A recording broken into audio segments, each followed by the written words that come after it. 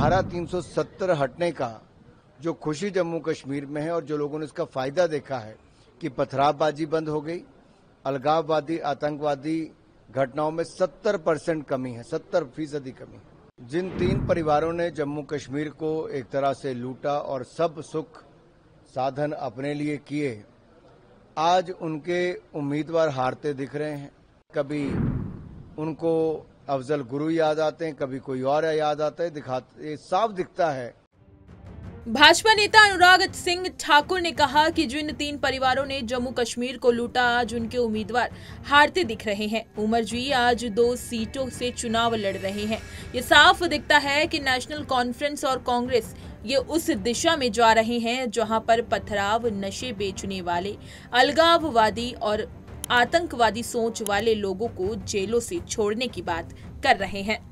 मुझे लगता है इस मुद्दे की गहराई में जाना चाहिए और ये जो नई परिस्थितियां बनी हैं, इसके कारण क्या रहे और इससे लोकल डेमोग्राफी पे कितना फर्क पड़ रहा है। ये स्थानीय लोगों में जो रोष है उसके बहुत गंभीर कारण है और ऐसी अनेकों घटनाएं पिछले कुछ वर्षों में देखने को मिली हैं और मुझे लगता है इसकी गहराई में इसलिए जाना जरूरी है कि भविष्य में इस तरह के प्रयास आगे ना किए जाएं। चुनाव है हरियाणा में भी और जम्मू कश्मीर में भी। हरियाणा में दिनेश फोगाट ने कांग्रेस ज्वाइन कर लिया है, जम्मू में क्या हालात? जम्मू कश्मीर के विधानसभा चुनाव से अभी आई हूं कैंपेन करके। लोगों का भारतीय जनता पार्टी की सरकार बनाने का मत है। धारा 370 की समाप्ति ने नए अवसर खड़े किए हैं, जहां एक और शांति आई है, खुशहाली आई है, भारी निवेश आया है और पर्यटकों की भी भरमार है, नए रिकॉर्ड बने हैं। वहीं पर जनता को जहां एक और महिलाओं को 18,000 रुपये साल के मिलेंगे, 3,000 रुपये बुजुर्गों को पेंशन के लिए मिलेंगे, बच्चों को कोचिंग के लिए 10,000 रुपये तो मुफ्त में लैपटॉप मिलेंगे। वहीं पर 5 लाख नौकरियां युवाओं को मिलने वाली हैं। लेकिन सबसे बड़ी बात यह है, धारा 370 हटने का जो खुशी जम्मू कश्मीर में है और जो लोगों ने इसका फायदा देखा है कि पथरावबाजी बंद हो गई, अलगाववादी आतंकवादी घटनाओं में 70% कमी है, 70% कमी। बबीता फोगाट ने आरोप लगाया कि उनकी बहन के बीच में दरार डालने की कोशिश की गई है। आप क्या कहें?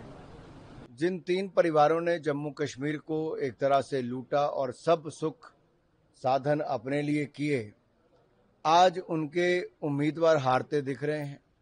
उमर जी पहले कहते थे मैं एक भी विधानसभा नहीं लड़ूंगा, अब 2-2 सीटों से उमर अब्दुल्ला जी लड़ रहे हैं और दोनों पे ही हालत खस्ता है। कभी उनको अफजल गुरु याद आते हैं, कभी कोई और याद आता है।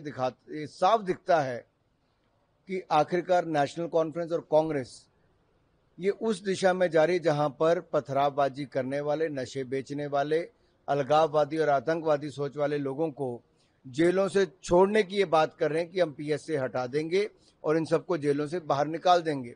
इसका मतलब ये जम्मू कश्मीर में नई आफत खड़ी करना चाहते हैं और ये आफत खड़ी जम्मू कश्मीर में जब होगी तो जम्मू कश्मीर की शांति भंग होगी।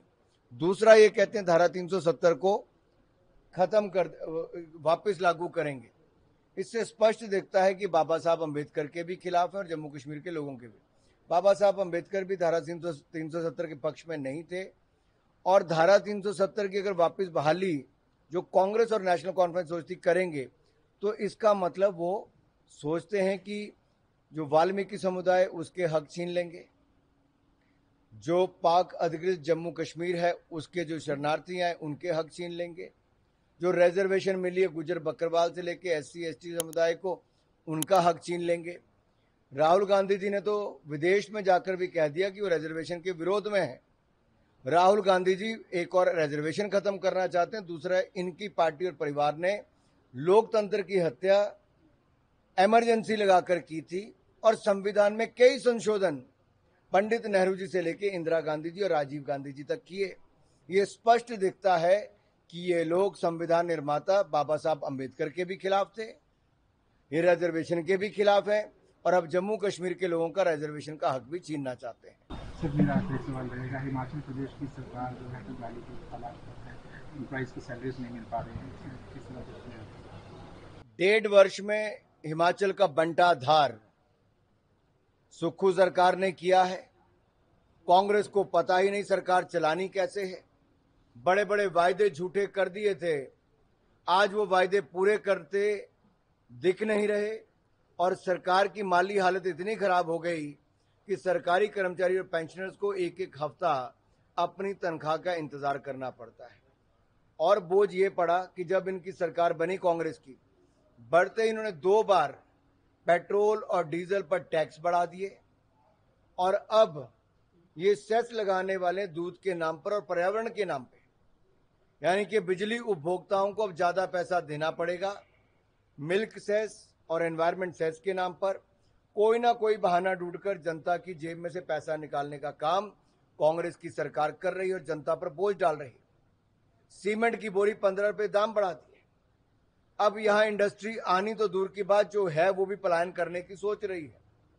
पहले उनके दाम बिजली के बढ़ा दिए, अब उन पर और सेस लगा रहे हैं। ये कैसी मनमानी है? अगर राज्य की सरकार नहीं चला सकती कांग्रेस पार्टी, तो इनको छोड़ देना चाहिए। अगर आप तनख्वाह नहीं दे पा रहे, आम जनता को वायदे पूरे नहीं कर पा रहे, ऊपर से टैक्स का बोझ और बढ़ा रहे हैं, तो इससे दिखता है कि जैसे कर्नाटक वैसे ही हिमाचल प्रदेश में कांग्रेस की सरकारें पूर्णतः फेल हो गई। इसी तरह की तमाम खबरें और अन्य अपडेट्स के लिए बने रहिए हमारे साथ और देखते रहिए पंजाब केसरी।